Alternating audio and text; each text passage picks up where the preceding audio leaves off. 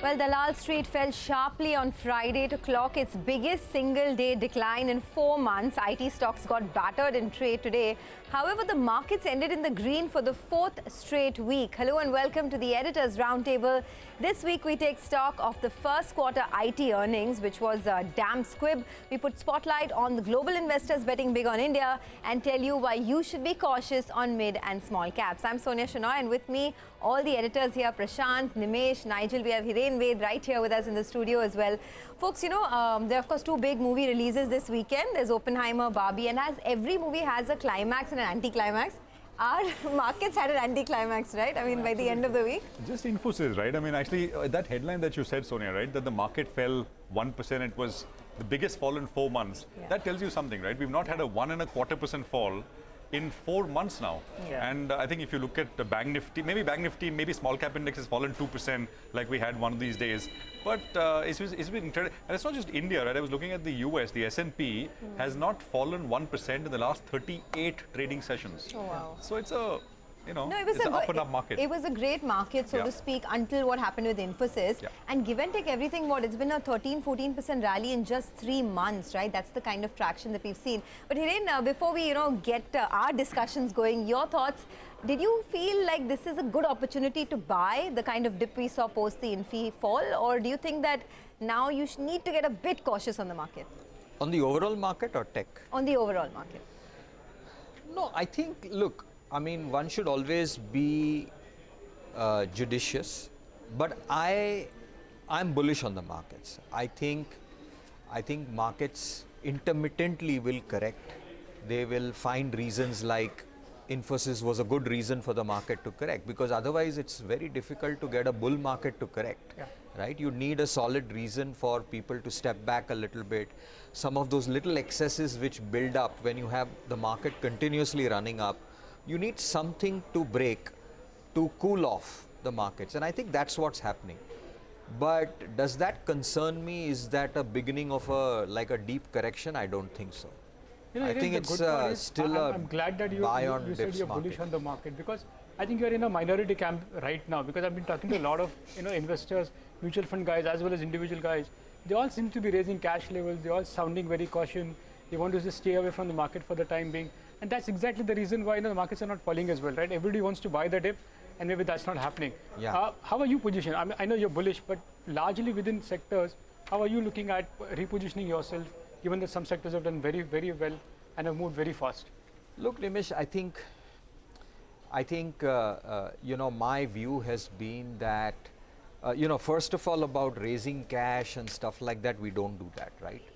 And experience has shown, and that's one thing, at least having been around 30 years and working with some of the greatest investment minds, is that when you're in a bull market, don't try to be too cute. Don't try to optimize on these little rallies and small corrections. Just stay invested, right? So we are fully invested. We are staying invested. We are telling our clients, even if they tell us, is this a level to invest? We say, yes, this is a level to invest, because we are bullish on the markets, right? To me, this reminds me of the 2003 to 2007 bull market. And pretty much those kind of sectors will do very well. The question is, is this 2003 or is this 2005 or is this 2006? What do you think? Well, good question. Actually, for example, at Alchemy, when we started business in 2002, valuations were really cheap. The starting valuations were cheap, right? That's not the case that we are today. Yeah. But having said that, I think we are in a very different context as far as the economy is concerned. When a $3.5 trillion economy starts to move and compound at 10-11% in nominal terms, the amount of wealth that you will generate is going to be tremendous, right? And since you mentioned, it's not as cheap as it was in 2003, but it's not expensive either, right? And then I tell people that, yes, we use history as a guide. So everybody who feels a little nervous about the market says that, okay, my 10-year, 15-year average P multiple of the market is 16, 17 times. Now we are trading at 19 times, so we are expensive. But who said that markets can't trade at 21 times forward or 22 times forward. I'm going to ask you to hold that thought because, you know, we're going to talk a lot more about what's leading to this growth in the market, etc. But the big headline this week was Infosys and the weakness in the guidance, of course, the stock price as well. Nigel, you've put together some data for us. Well, you're talking about movies, right? It was like a love story between the bulls as well as the Nifty. The Nifty was heading towards 20,000 or it was looking fantastic, and suddenly the heartbreaker came about. Infosys, you know, they came out with their set of numbers and they were in line. The problem is they went ahead and they scaled back the guidance to around 1 to 3.5%, from that 4 to around 7%. And the street got a little bit nervous because the question is now, is it a company specific issue or is it a broader read-through for the industry? So that's why the street got a little bit nervous, and that's why we saw that profit taking on Friday itself. And other IT companies, well, either they're too optimistic and Infosys is being realistic because HCL Tech, whether it's LNTTS as well, or even Coforge, all of them said we have put out a guidance and we are sticking to that. In fact, we had the management of Coforge on the channel today, and they said, come what may, we are going to meet this guidance. You know, they were very, very confident out there. Mr. Singh joined us on the channel. He said, no worries on the guidance. I'm going to hit these numbers. Now, the asking rate is a little bit steep, particularly if you look at HCL Tech. You know, they are talking about growing from year on by 3 to around 4% is the asking rate to get to that guidance that they put out. And for LTTS as well, they have to grow between 4 to around 5% on a quarter-to-quarter basis to hit their guidance, which is quite a tall ask then. The other problem is, in April, you would have said, okay, you know, these disappointments have come about. It's par for the course. The Nifty IT index at that point of time was trading at around 20 times. Now, the IT index on the whole on a PE basis, forward multiple, is trading at around 23 times odd. So valuations, if you look at all these companies, particularly some of these mid-cap companies as well, they're trading at 25 times odd. So maybe on the valuation argument as well, you know, that's a little bit out of the window. But today, I think the big story was Infosys, the heartbreaker. What do you do with that? I mean, sometimes the rebounds are good, right? How do you approach the IT pack from here on? See, I think, at least from our perspective, I think there's no great fun in the large cap IT space now, right? But if you were to still choose, I would still choose a TCS over an Infosys. I think it's a more steadier ship. Having said that, I think that you may see slowness in IT over another quarter or so. Yes. But my belief is that we are, as soon as there is confirmation that the US is going to stop raising rates, which is when the corporates in the US will start opening their purse strings, because broadly the uncertainty around rates would be over. I think there is a new big tech spending cycle which is waiting and which is going to be spurred by AI. In fact, Infosys, before the results, gave won an order, a $2 billion order from an existing client on AI. AI is the next big thing. The big tech companies have doubled down on AI, whether it's Microsoft, Google. And it's like this. Let's say if Walmart spends on AI to improve certain processes or products or a service consumer facing, the other retailers have to follow. Yes. Right? Because it's a competitive market space. So I think, and Indian IT companies have always benefited whenever there is a big new tech cycle that starts. And I think AI is that tech cycle. It's just that people are holding back a little bit in the US because they're uncertain about the macro. They're not yet certain because every time you see a lower inflation data, but somebody from the Fed comes and says, you know what, we're going to get to 2% inflation and we may hike one more and we may hike one more. And that's keeping people a little bit at the edge. Right. But I think that, if the tech stocks correct, and they could, right, and they have already started to correct, I think it could be a good hunting ground, because in another 1 or 2 quarters, once things at the macro level settle down, you will see a big tech spending cycle. That's what we feel is going to happen. Anyway, our preference has never been for the large cap tech stocks because I think their base is just too big. And the reason why you mentioned some of the mid-sized companies are so confident about maintaining their guidance is because the way the tech spending is happening is that a lot of the large projects are being broken up into smaller projects. Right. And these smaller companies are more nimble. They're able to go out and get these orders, and they, at a structural level, will grow faster than the large cap. There's nothing wrong with the large cap. Right. I think if you're a big mutual fund, if you have to allocate a lot of assets, then you may need to have exposure to large caps. We don't have that problem, so we are focused on the mid-caps. Mid-cap idea. And I think you will get a good entry point with what has happened to the whole pack. But I would be a buyer at lower levels in tech, because I see a big spending wave coming. That's a good hunting ground. Mid-cap idea. We had, by the way, Nitin Rakesh, Nigel, in the morning with us, Sonia.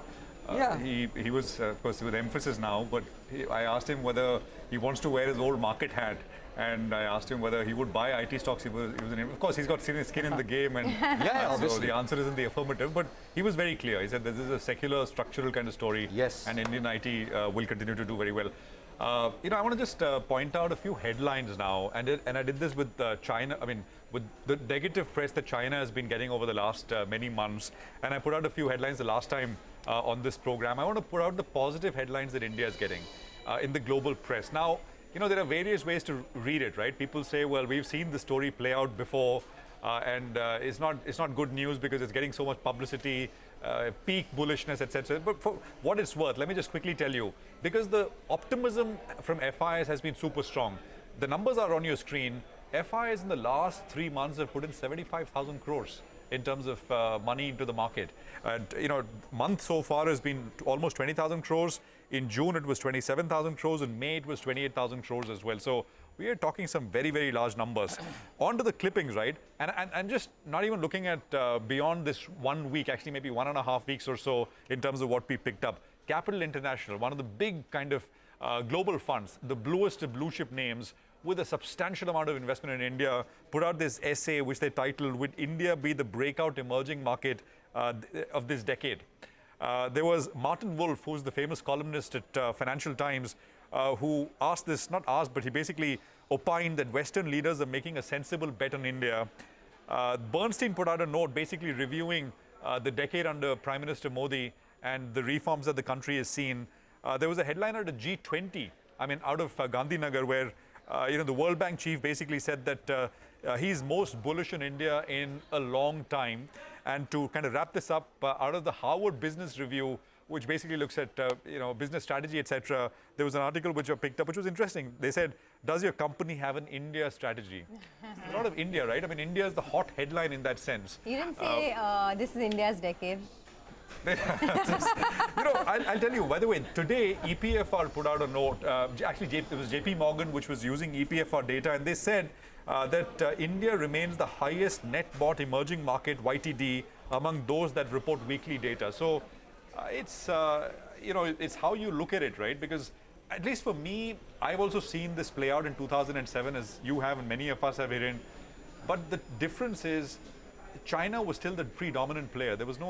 Now there's no love lost for China. That is the sense that one picks when one speaks to people. And the second is manufacturing seems to be more, it seems to be a real thing, right? We are seeing that happen on the ground with PLI, real incentives, etc. Would you agree, briefly? Yeah, I think there's nothing to be defensive about India getting good press around the world, right? People use that as a contrarian indicator, that this is at a peak and, so there's no way to go but down, it can't go any further higher. It's good not to be carried away, but it's like this. Every country which has been an emerging market and which has become a developed market has had its place in the sun. South Korea had it, Japan had it, China had its own day in the sun, and not for 1 year, but for years together. And I think there is a reasonably good probability that India is having its day in the sun. So I'm not. I don't want to use that as a great contrarian indicator to say that there's a lot of hype about India and so on and so forth. If anything, it's a reaffirmation in that sense. It's a reaffirmation, and I think it's good that finally people are sitting up and taking notice about India. Hey, Nimesh, you want to tell us to be a little cautious about the mid and small caps? So, Sonia, last week I put out a piece on why liquidity is helping the mid cap and small cap and the broader market, so to speak. And I'll just pick what Hiren said about narratives, and that's what exactly I'm trying to do in the broader markets. Let me just go to the wall and explain what is mid cap and small cap done, and why narrative sometimes is actually bad for retail investors. So let's look at what's happening in the broader markets. They're absolutely on a tear. The mid cap and small cap indices in the last 3 months, in the last 3 months itself, the mid cap index is up close to 18% and the small cap index is up close to 20%. So that's the only last 3 months of move in the broader markets, the mid cap and the small cap indices. Now, within those indices, I've just looked at some 8-10 stocks which have actually gone up more than 100% in the last 3 months. Look at the list now. Patel Engineering is up 165%. Inox Swing 156%. Mazgaon Dog is up another 144% in the last 3 months. Suzlon is up 124%. The likes of Jindal also 116, Genus Power 110, and Force Motor is up 109%. Now, these are the big movers in the last 3 months. But what is common in all this, common factor in all these names? You know, the institutional holding in these names is very, very low. Look at Patel Engineering. There is negligible institutional holding. Inox Swing, virtually zero institutional holding. Even in Mazgaon Dog, the government holding is 85%, and there is not a single institutional investor, even in Mazgaon Dog. That stock, you remember, is up 5 times in the last 1 year. Suzlon, just 6% institutional holding. In fact, in Suzlon, the promoter holding is also less at 15%. Jindal Saw, the holding is just 15%. Genus Power, which has been in the news of late, only 5% is held by a single mutual fund investor. There is no other institutional investor even in Genus Power. So is the case with Force Motors as well, just 5% across mutual funds and institutional investors. So that's what, the institutional holding is very low. I'm just highlighting a very interesting report from Sanjeev Prasad. He says on Midcaps, it's all about narratives after narratives. And they've been very surprised with the kind of narratives which have been spread and the themes which have been talked about. And sometimes they do disappreciate moves in the stock prices in the mid-cap and small cap. But broadly, over the years, he's figured out that there are many times there are disappointments. Instances being MFIs in 2015, consumer durable names in 2018, and recently the specialty chemical names all have not lived up to their expectations. What the narratives have been in the last many decades for the mid cap and small cap. So that's the interesting report from Sanjeev Prasad. Now, so the key message for the retail investors is do not get carried away by the narratives in the mid cap and small cap. I just want to leave another example. I just met a very large investor from South last week, and he made a very interesting observation as well. This particular gentleman has made 100 times return in JBM Auto in the last 10 years. 100 times, yes, 100x returns in JBM Auto. But he sold out completely between 650 and 850. And he said that valuations matter to me a lot. And when people start talking about narratives, that's when he looks to sell. So narratives in mid cap and small cap is something when investors need to be very careful about, and that's what is happening currently in the broader market. So, as I said, there is liquidity which is winning the fundamentals, but do keep in mind the narratives in the mid cap and small cap actually turns out to be a bad investment for a lot of investors. All right, Nimesh, thanks a lot for that. Let's do one thing. We have to take a quick commercial break. On the other side of the break, we'll put the spotlight on the home improvement theme and continue our chat with Hiren. Stay tuned.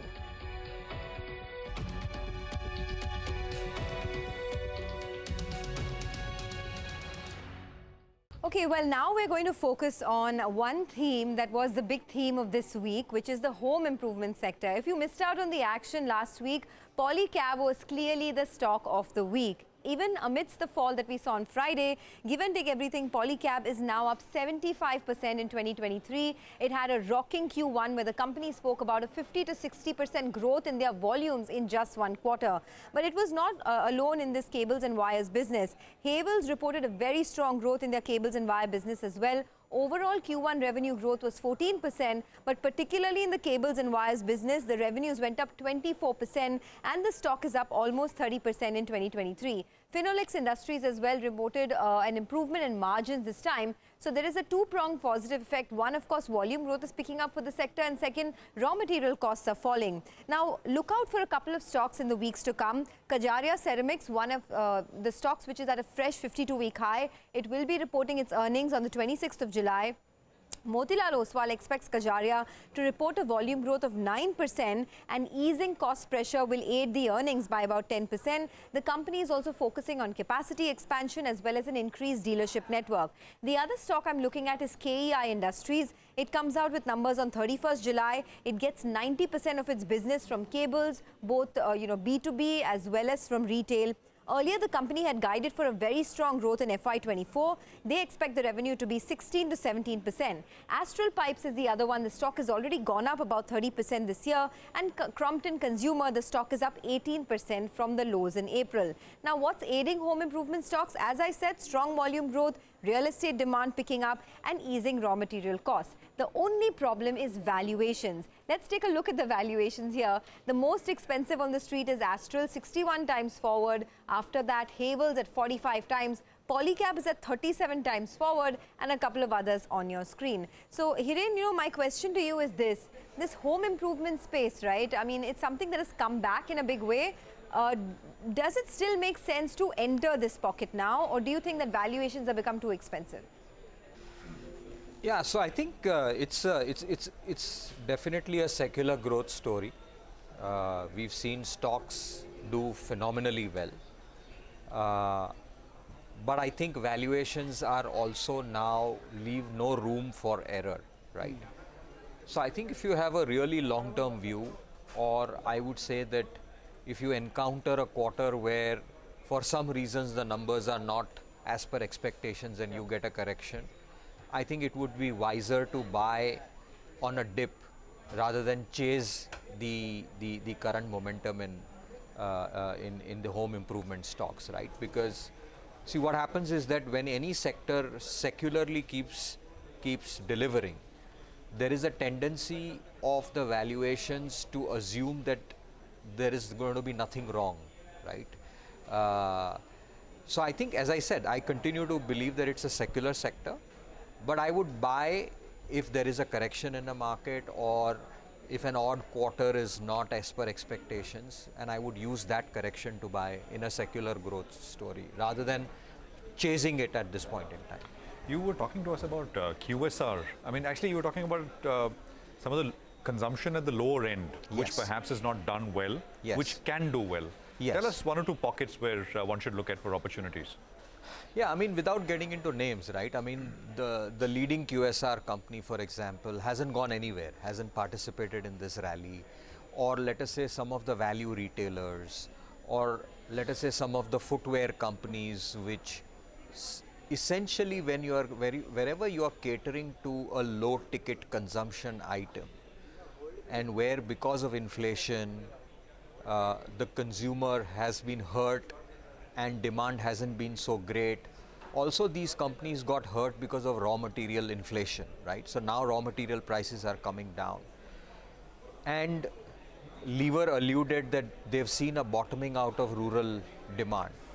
So I think if the rains are reasonable, which it looks like now, and inflation is cooling off and interest rates also peak out, then I think that would be a great hunting ground, a sort of a contrarian area to look at, right? And even agrochemicals falls in the same bucket, right? So these small discretionary or non-discretionary consumption companies, QSR, other than McDonald's, which has done obviously very well, those are areas which haven't participated in this rally for good reason, right? And I think that's where I think the risk reward is much better today if you were to pick a few companies from here. But anyway, it's the weekend and there are two big movies releasing, Oppenheimer and Barbie. Anyone planning to catch it? I know Nimesh wants to watch Barbie. Surely. Sorry. Why not? I'm not a big fan of Barbie. What about you? I booked my tickets for Oppenheimer, by the way. I'm going Oppenheimer for sure. I'm assuming, Nimesh, you don't go to watch Barbie, right? You go to watch Margot Robbie, right? I don't know. I'm a big Christopher Nolan fan, so Oppenheimer for me. What about Oppenheimer for sure. Nigel? Oppenheimer for sure. No, I'm going to watch the cricket this weekend because I need to take care of the kids. So we have Virat was playing his 500th match, and you have England versus Australia. The test match is pretty interesting. By the way, since you're home, you can also catch Korra is supposed to be really good on Netflix. You know, that's a web series. Yeah. So On the OTT platform, I'll tell you what I'm catching, but after the show. all right, folks, thanks a lot. And guys, thanks to you as well for watching Editors Roundtable. Have a great weekend.